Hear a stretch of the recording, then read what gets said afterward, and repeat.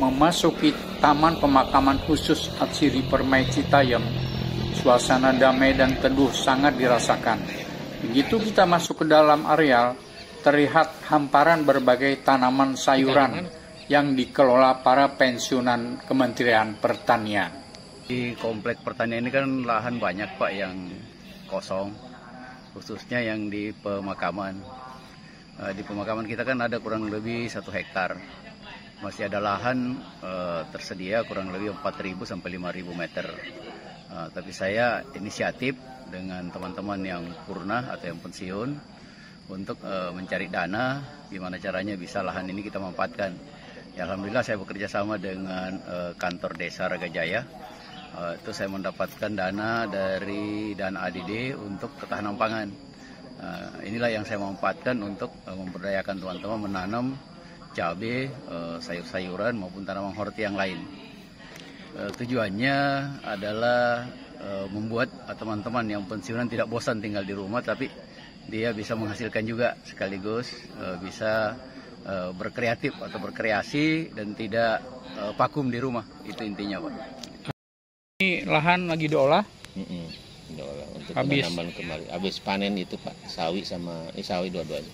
Habis sawi ya. Di sana mau tanam cabai.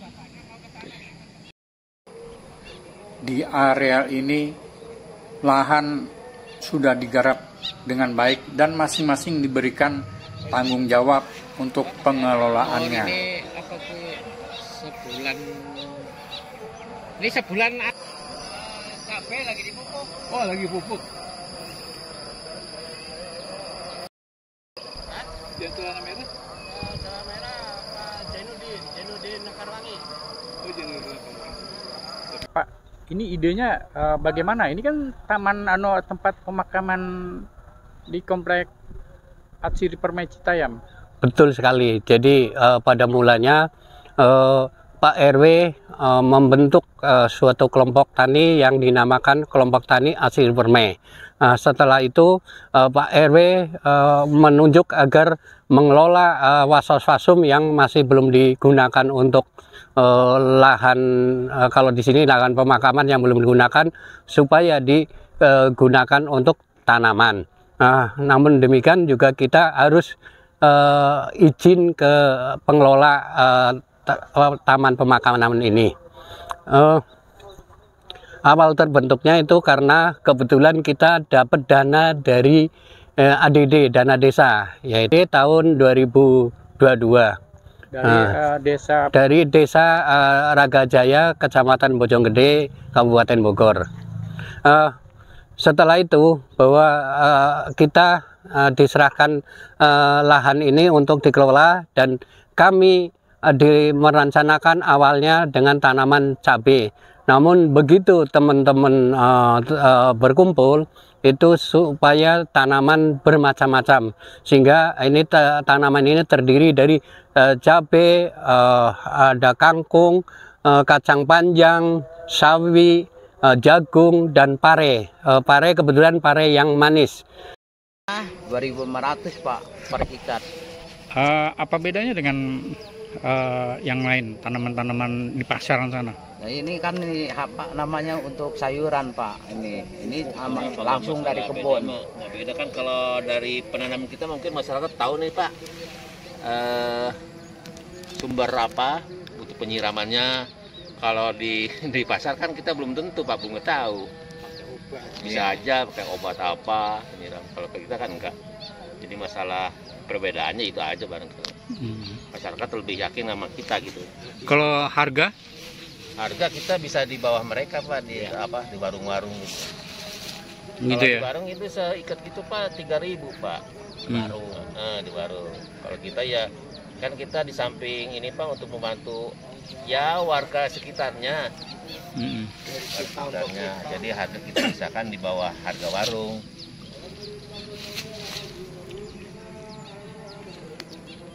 Yang berharap kelompok tani pensiunan dari Departemen Pertanian, memang kami mengumpulkan pensiunan yang hobi atau berminat untuk tanaman-tanaman pangan ini. Kebetulan anggota kami kurang lebih sekitar 12 yang aktif, tiap pagi ada itu ya kurang lebihnya sekitar 10 anggota.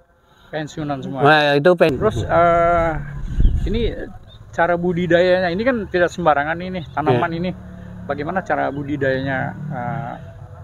Ada nggak yang teknisnya gitu? Ya, sebetulnya kita memang kebetulan kami basicnya dari sekolahnya itu sebelum S1 itu dari SPMA, sehingga kami sedikit ada ilmu yang dari bangku sekolah. Cuma memang kita belum berpengalaman di lapangan, jadi kami mencoba dengan teknologi yang kebetulan kalau cabai pakai teknologi mulsa agar terhindar dari hama penyakit dan menghambat tumbuh rumput-rumput atau gulma.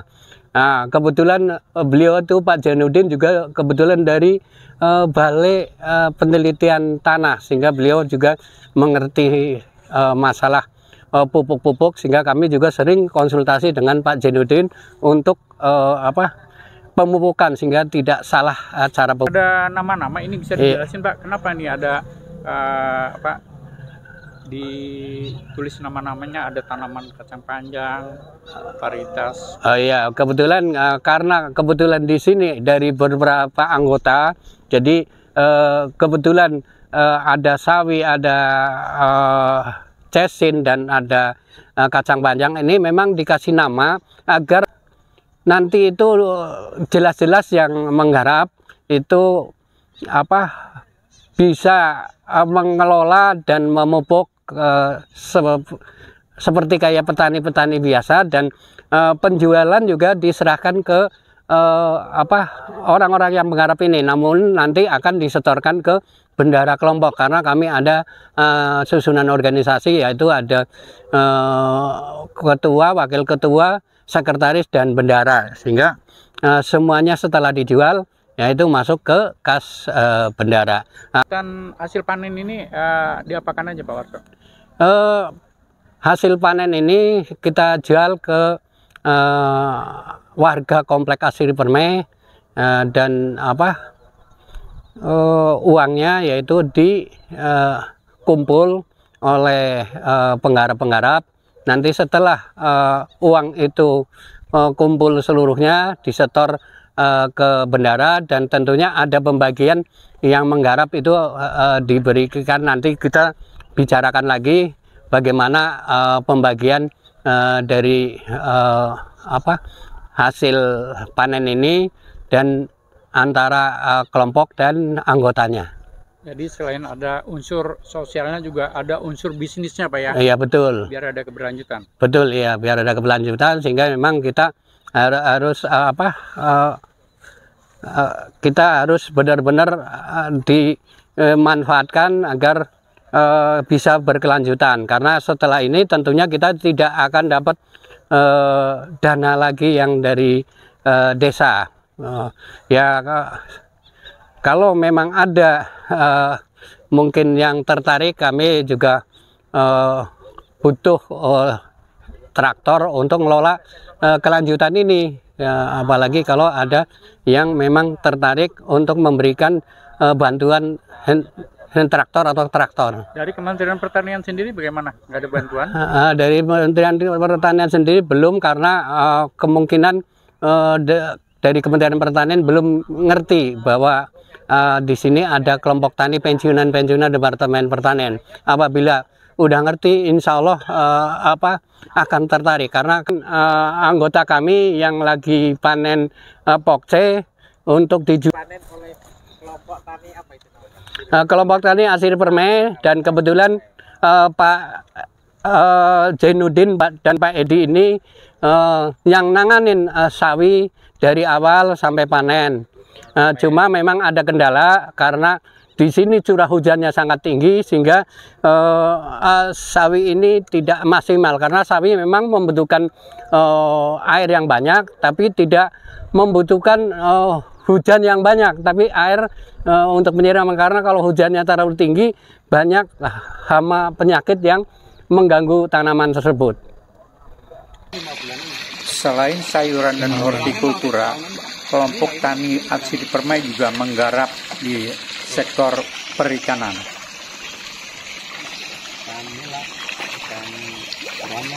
Ada berapa kolam ini, Pak?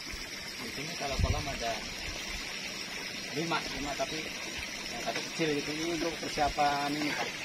Kalau lele kita angkat. Ya. Udah umur berapa ini, Pak? Oh, kalau penjualan kemana, Pak? Sumber tanah? Di sekitar komplek aja Pak. Oh, ya. Untuk harga sih kita termasuk di bawah pasar lah gitu. Bawah pasar. Tanaman lain yang digarap adalah tanaman jagung yang dilakukan secara tumpang sari dengan pepaya. Ini dilakukan dan ditanggungjawabkan kepada Bapak Sugio.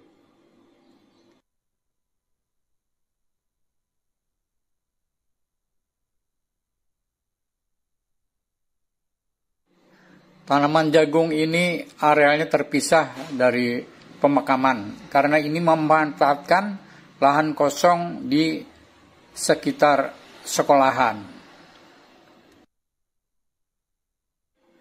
Jadi beberapa lahan yang kosong secara bertahap dikelola oleh kelompok tani Atsiri Permai. Kami yang mohon doanya agar tanaman ini bisa berlangsung berkelanjutan, sehingga berikutnya kita menggunakan dana yang hasil dari penjualan tanaman tersebut. Ini harapan Bapak terhadap warga Bapak? Harapan saya dengan warga yang lain mungkin bisa, karena masih banyak lahan-lahan kosong. Saya masih membuka peluang kepada teman-teman yang pensiun untuk bisa bergabung, karena masih ada lahan-lahan kosong di komplek pertanian.